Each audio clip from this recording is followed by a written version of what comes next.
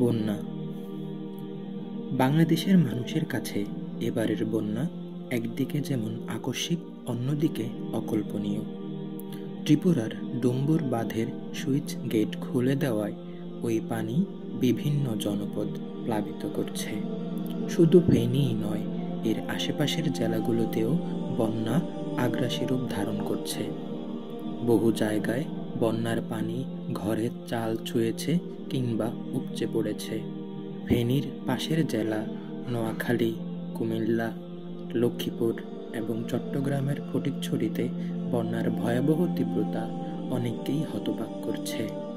বাংলাদেশের আকস্মিক বন্যার কবলে পড়ে এখন পর্যন্ত ৪৫ লক্ষ মানুষ ক্ষতিগ্রস্ত হয়েছে, এমনটাই জানিয়েছে বাংলাদেশের দুর্যোগ মন্ত্রণালয়। গৃহহীন হয়েছে লাখ লাখ মানুষ।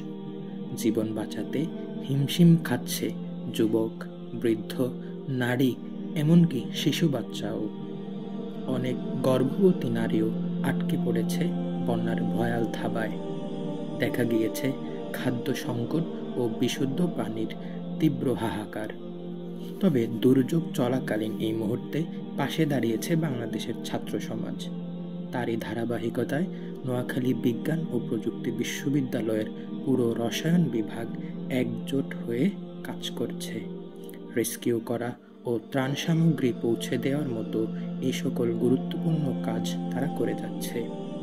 গৃহহীন এসব মানুষের কাছে খাবার পৌঁছে দেয়া, ঔষধের ব্যবস্থা করা ও বন্যার পরবর্তী পুনর্বাসন কাজের জন্য এই মুহূর্তে আমাদের ব্যাপক পরিমাণ ডোনেশন দরকার।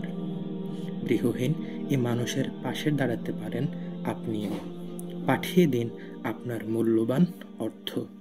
আমরা রসায়ন পরিবার আপনার এ আমানত পৌঁছে দিতে বদ্ধপরিকর।